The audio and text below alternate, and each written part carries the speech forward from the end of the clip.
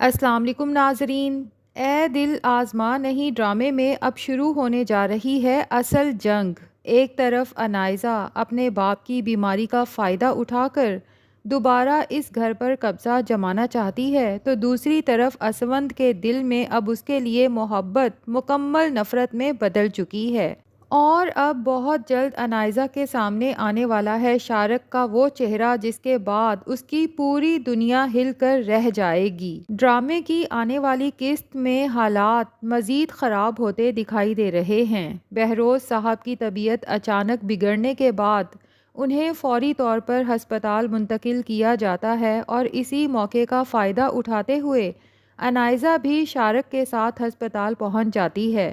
لیکن ناظرین وہاں بھی سکون کہاں، ہسپتال میں ایک بار پھر خوب ہنگامہ دیکھنے کو ملنے والا ہے۔ انائزہ اور اس کی ماں مل کے یہ ثابت کرنے کی کوشش کریں گے کہ مرحا ہے ہی منحوس، کیونکہ اس کی پیدائش کے وقت اس کی ماں فوت ہو گئی اور آج اس کی برتھ ڈے منائی جا رہی تھی تو اس کا باپ ہسپتال پہنچ گیا۔ کبھی بھی انائزہ اور اس کی ماں شیریں اپنی غلطی نہیں مانیں گے۔ اگر مرحا اس طرح برتھ ڈے پہ آ کر ہنگامہ نہ کرتی اور اسونت صاحب کو گل کا نام لے کر ایموشنلی بلیک میل نہ کرتی کہ مرحا سے تو اپنے گناہوں کی معافی مانگ لیں گے لیکن گل کے ساتھ جو ناانصافیاں آپ نے کی ہیں اس کا کفارہ کیسے ادا کریں گے، اور اسونت صاحب کے دل میں تو پہلے سے ہی یہ بات کیل کی طرح چبھ رہی تھی کہ میں اپنی بیٹی گل کے مرنے سے پہلے اس سے معافی نہیں مانگ سکا اور وہ ساری زندگی میری محبت کے لیے تڑپتی رہی، لیکن میں شیریں کی باتوں میں ایسا پھنسا کہ اپنی دونوں بیٹیوں مرحا اور گل کے سر پہ کبھی شفقت بھرا ہاتھ نہ رکھ سکا۔ بہرحال ادھر مرحا تو اپنے باپ کے ہاسپٹلائزڈ ہونے پہ پریشان ہوتی ہے، روتے روتے اس کا برا حال ہو جاتا ہے اور وہ بار بار یہی کہتی ہے کہ اگر اس کے بابا کو کچھ ہو گیا تو وہ یہ صدمہ برداشت نہیں کر پائے گی۔ اسونت کی ماں مرحا کو حوصلہ دیتی ہے کہ بھائی صاحب کو کچھ نہیں ہوگا۔ خیر جب انائزہ اس طرح سے ہنگامہ کرتی ہے تو مرحا کا صبر جواب دے جاتا ہے، اسی وقت اٹھتی ہے اور انائزہ کے منہ پہ ایک زوردار تھپڑ رسید کرتی ہے اور اسے کہتی ہے کہ اپنی بکواس بند کرو، کیونکہ پہلے ہی میرا باپ تمہاری وجہ سے ہسپتال میں ہے۔ اگر میرے باپ کو کچھ ہو گیا تو یاد رکھنا میں تمہیں معاف نہیں کروں گی۔ ابھی اپنے شوہر کو لو اور یہاں سے دفع ہو جاؤ۔ انائزہ تو حیران رہ جاتی ہے مرحا کا یہ روپ دیکھ کر، کیونکہ انائزہ نے ساری زندگی مرحا اور گل کے ساتھ بدتمیزی کی، مرحا نے کبھی سامنے سے جواب نہیں دیا اور آج انائزہ کے منہ پہ تھپڑ دے مارا۔ ابھی فی الحال تو انائزہ شارق کو لے کر یہاں سے چلی جائے گی، لیکن اس تھپڑ کا بدلہ وہ لینے کا فیصلہ کرتی ہے جس کے لیے لگتا یہی ہے کہ شارق کے ساتھ مستقل اپنے باپ کے گھر میں شفٹ ہونے کا فیصلہ کرے گی۔ بلکہ ناظرین جب شارق کی اصلیت انائزہ کے سامنے کھلے گی تو انائزہ اسونت کو اپنی محبت کے جال میں پھنسانے کی کوشش کرے گی، لیکن اب اسونت کے دل میں انائزہ کے لیے صرف اور صرف نفرت ہے جس کا انائزہ کو بہت جلد پتہ چل جائے گا۔ بہرحال بہروز صاحب کی حالت کچھ سنبھلتی ہے تو ڈاکٹر انہیں گھر جانے کی اجازت دے دیتے ہیں، لیکن ساتھ ہی سب گھر والوں کو تاکید کریں گے کہ اگر انہیں دوبارہ کوئی ذہنی صدمہ پہنچا تو شاید یہ سب برداشت نہ کر پائیں۔ جبکہ بہروز صاحب کے گھر آتے ساتھ ہی مرحا اپنے باپ کی خدمت میں لگ جاتی ہے، کچن میں جاتی ہے تاکہ اپنے باپ کے لیے سوپ بنا سکے، مگر جیسے ہی شیریں بیگم دیکھتی ہیں کہ مرحا کچھ زیادہ ہی بہروز کی خدمت کر رہی ہے تو اسے یہ برداشت نہیں ہوتا، کیونکہ شیریں نے تو بہروز کو مرحا کے خلاف بھڑکانا ہے اور اس کی یہ خدمتیں دیکھ کر تو بہروز کے دل میں اپنی بیٹی کے لیے محبت مزید بڑھ جائے گی۔ تو شیریں غصے سے آگ بھگولا ہو جاتی ہے اور چیخ کر کہتی ہے کہ تمہاری ہمت کیسے ہوئی میرے کچن میں آنے کی، اور پھر مرحا کا بازو پکڑ کر اسے زبردستی باہر نکالنے کی کوشش کرتی ہے۔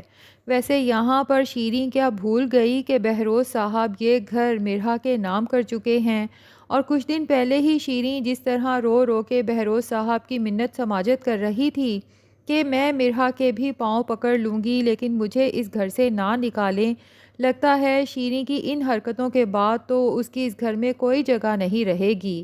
بہرحال جب اسفند شیریں کو مرحا کے ساتھ یہ سلوک کرتے ہوئے دیکھتا ہے تو وہ تو حیران رہ جاتا ہے۔ اسے اب جا کے اندازہ ہوتا ہے کہ شیریں نے ساری زندگی سوتیلی ماں بن کر ہی مرحا کو پالا ہوگا۔ تبھی آگے بڑھ کے غصے سے کہتا ہے کہ آپ مرحا کے ساتھ ایسا سلوک کیسے کر سکتی ہیں؟ اسفند کو غصے میں دیکھ کر شیریں بیگم بھی گھبرا جاتی ہیں، ورنہ شاید وہ آج واقع ہی مرحا کو دھکے دے کر گھر سے نکال دیتیں۔ ادھر انائزہ کو بھی اپنے باپ کی بیماری کی وجہ سے اس گھر میں کھل کر آنے جانے کا بہانہ مل جاتا ہے۔ وہ اپنی ماں سے غصے میں کہتی ہے کہ یہ مرحا آخر خود کو سمجھتی کیا ہے؟ ہسپتال میں اس نے مجھ پر ہاتھ اٹھایا، مجھے تھپڑ مارا اور میں اسے ہرگز معاف نہیں کروں گی۔ اس بے عزتی کا حساب تو اسے دینا ہی پڑے گا۔ لیکن ناظرین، اس بار مرحا بھی خاموش رہنے والوں میں سے نہیں۔ وہ انائزہ سے صاف صاف کہتی ہے کہ تمہاری حرکتوں کی وجہ سے ہی بابا اس حالت کو پہنچے، اس لیے بہتر یہی ہے کہ تم اس گھر سے چلی جاؤ۔ یہ سن کر انائزہ غصے سے پاگل ہو جاتی ہے۔ اسے یقین ہی نہیں آتا کہ مرحا میں اتنی ہمت آخر کہاں سے آ گئی۔ تب شیریں بیگم اپنی بیٹی کو بھڑکاتے ہوئے کہتی ہیں کہ یہ سب تمہارے باپ اور بھابھی کی دی ہوئی آزادی کا نتیجہ ہے، اسی لیے یہ لڑکی اب ہمیں آنکھیں دکھا رہی ہے۔ لیکن انائزہ نے بھی فیصلہ کر لیا ہے کہ وہ اتنی آسانی سے پیچھے ہٹنے والی نہیں۔ وہ اپنے باپ کی جائیداد میں سے اپنا حصہ لے کر رہے گی اور ساتھ ہی مرحا کو اس تھپڑ کی سزا بھی ضرور دے گی۔ مگر ناظرین، کہانی میں اصل ٹوئسٹ ابھی باقی ہے، کیونکہ بہت جلد انائزہ کے سامنے شارک کی اصلیت آنے والی ہے۔ اسے پتہ چلنے والا ہے کہ جس شخص پر وہ اندھا اعتماد کر رہی تھی اور جس کے لیے اس نے گھر چھوڑنے کا اتنا بڑا رسک لیا، وہ آدمی تو کبھی انائزہ کے ساتھ مخلص تھا ہی نہیں۔ وہ ایک بہت بڑا دھوکے باز اور مطلبی انسان ہے، اور جیسے ہی انائزہ کو شارک کا اصل چہرہ نظر آئے گا، اسے اپنی زندگی کی سب سے بڑی غلطی کا احساس ہوگا۔ لگتا ہے شارک اور اس کی بہن میں چوڑیوں کے پیسے کو لے کر اچھا خاصا جھگڑا ہوگا، جس کے بعد ہو سکتا ہے کہ شارک کی بہن ہی انائزہ کے سامنے راز کھول دے کہ شارک نے تو گھر سے نکلنے سے پہلے ہی یہ پلان کیا تھا کہ تمہاری چوڑیوں کی چوری کا ڈرامہ کرے گا اور اس کے بعد سارے پیسے ہم تینوں آپس میں برابر تقسیم کریں گے، اور اب یہ اکیلا ہی سارے پیسے پہ قبضہ کر کے بیٹھ گیا ہے۔ اور پھر انائزہ کو یہ بھی پتہ چل جائے گا کہ شارک کے تو کئی اور لڑکیوں کے ساتھ تعلقات ہیں، تو تب جا کے انائزہ کو افسوس ہوگا اپنی اس محبت پر،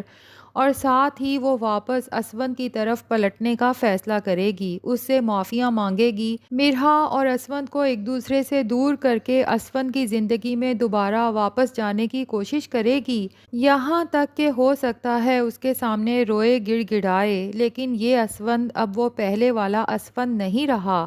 انائزہ کی حقیقت اس کے سامنے آ چکی ہے، اور اس کے بعد انائزہ کی ساری محبت اس کے دل میں ختم ہو چکی ہے، بلکہ اب اگر اس کے دل میں انائزہ کے لیے کچھ ہے تو صرف اور صرف نفرت۔ بلکہ اب تو وہ شکر ادا کرتا ہوگا کہ اس کی شادی ایسی خود غرض، بدتمیز اور بے حس لڑکی کے ساتھ نہیں ہوئی، اس کی زندگی برباد ہونے سے بچ گئی، اور مرحا جیسی سلجھی ہوئی لڑکی اس کی جیون ساتھی ہے۔